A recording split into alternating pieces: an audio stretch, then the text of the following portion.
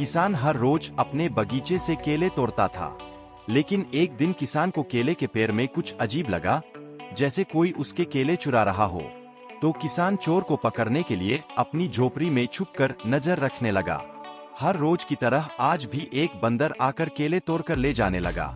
किसान बंदर का पीछा करता है और देखता है कि बंदर अपने घर जाकर केले एक तरफ रख देता है। किसान समझ जाता है कि बंदर पिता बनने वाला है और अपने बच्चों के लिए खाना इकट्ठा कर रहा है। कुछ दिन बाद बहुत तेज बारिश होती है और बंदर का घर गिर जाता है।